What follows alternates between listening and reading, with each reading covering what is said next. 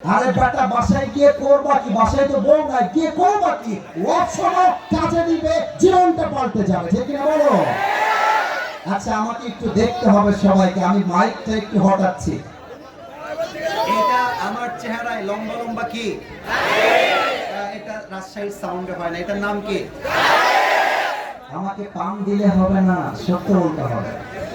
এই যে আমি দাড়িটা রেখেছি যুবক বয়সে, এই সত্য কথা বলতে হবে তো, মিথ্যা কথা বলেন না। আমাকে কি দাড়ি রেখে আমি স্মার্ট লাগছে না স্মার্ট লাগছে বলুন তো? খ্যাত লাগছে না সুন্দর লাগছে? অনেক মেয়ে দেখবেন দাড়ি দেখলে বিয়ে করতে চায় না। আরে বেটা মাথায় রাখবা, যেই মেয়ে দাড়ি দেখলে পছন্দ করতে চায় না, ওর জন্য বিটিএস এর হিজড়া ছাড়া সেকেন্ড কোন অপশন নাই যুবক ভাড়া। বলো বলো বলো বলো বলো বলো। আরে যেই মেয়ে আমাকে দাড়ির জন্য বিয়ে করতে চায় না, সে তো আমার বাড়ির বউ হওয়ার যোগ্যতাই রাখে না, সোজা কথা। এবার বলেন তো আমরা সবাই আল্লাহর ভালোবাসা চাই নাকি চাই না? আল্লাহ রাব্বুল আলামিন বলছেন, বান্দা শোনো শোনো, ইন্নাল্লাহা ইউহিব্বুল মুতাওয়াক্কিলিন। আমি আল্লাহ তাদেরকে সবচেয়ে বেশি ভালোবাসি যারা আমার উপরে অন্ধকারের ভেতরেও বিপদের ভেতরেও চোখ বন্ধ করে আমি আল্লাহকে যে ভরসা করে, আমি আল্লাহ তাকে কলিজা দিয়ে প্রাণ দিয়ে ভালোবাসি। সুবহানাল্লাহ বলে সবাই। এবার আমি হাদিসের ঘটনায় ঢুকতে চাই। মন ছিল অনেক কথা বলার, but time is extreme short. এত অল্প সময় লম্বা ওয়াজ করা যায় না। প্রশ্ন করছি, উত্তর দেন। বলেন তো আমার নবীজির সবচেয়ে কলিজার টুকরা মেয়ের নাম কি ছিল? অনেকে উত্তর দিতে লজ্জা পেয়েছে। আরেকবার, কি নাম ছিল? Right answer. আরেকটা প্রশ্ন, এই বামে তোমরা বারবার ডিস্টার্ব করছো। বিশ্বাস করো, অন্য জেলা হইলে এমন ধমক মারতাম, এক ধমকে ডান বাম হয়ে যেত। কসম করে বলছি, অহংকার নিয়ে বলি নাই। অন্য জেলায় গেলে মাহফিলগুলো ইউটিউবে দেখতে পারো, আমি অহংকার নিয়ে বলছি না। তোমরা আমার কলিজা, তোমরা আমাকে আঘাত করলে আমি তোমাকে আঘাত করতে পারবো না, কারণ তোমাদেরকে আমি ভালোবাসি। তো একটু ভালোবাসার দোহাই, আঘাতটা দিও না। আমার মা আছে, বাবা আছে, একটু খেয়াল করো। তোমরা বলবে আসি তোমার মাহফিলে এত জ্ঞান জাম, এত চিল্লাচিল্লি, তুমি ওয়াজ করবা কেমন করে? আমি ব্যাড রিভিউ চাই না, please keep quiet, keep silent.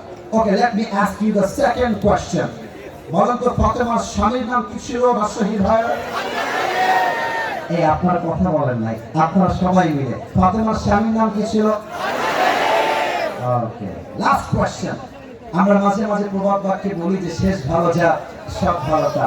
দেখা যাক এবার সবাই পারে কিনা। না পারার কোনো প্রশ্নই নেই। বলেন তো সবাই, ফাতেমার ঘর থেকে আলীর ঘর থেকে দুইজন জান্নাতি সর্দার বের হয়েছে, কি কি নাম? Right answer. আরেকবার, হাসান আর এই তোমরা না একটু বোকা, বুঝেছো কেন বলছি জানো? এই যে আলীর তাওয়াক্কুল দেখো, ফাতেমাকে পছন্দ হয়েছে, কোনো ঘোরাঘুরি নাই, সোজা গিয়ে বাপকে অ্যাটাক। আপনার মেয়েকে বিয়ে করবো, আপনি দিবেন কিনা তাই বলেন। আরে আরে বেটা, তোমরা রাস্তায় লাইন মারতে যাও কেন?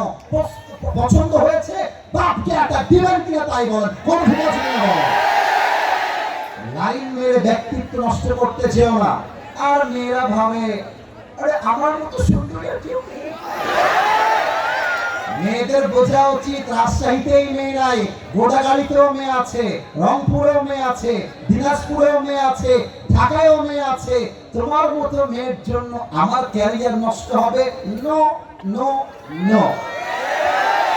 আমি সফল হইতে পারলে তোমার মতো কয়েক লাখ মেয়ে আমার পেছনে বিয়ের জন্য লাইন ধরে দাঁড়িয়ে যাবে।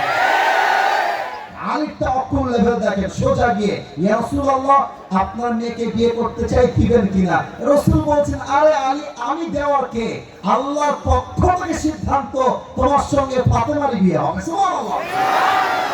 এবার দেখেন, উত্তর দেন, আলীর গায়ের শক্তি কম না বেশি? এই যে যুবকরা মরে গেছে, কম না বেশি? আচ্ছা বলো তো, একজন সাহাবীকে আসাদুল্লাহ আল গালিব, আল্লাহ সিংহ বলা হতো তার সাহসের জন্য, তাওয়াক্কুলের জন্য। সে সাহাবীর নাম কি বলেন তো সবাই?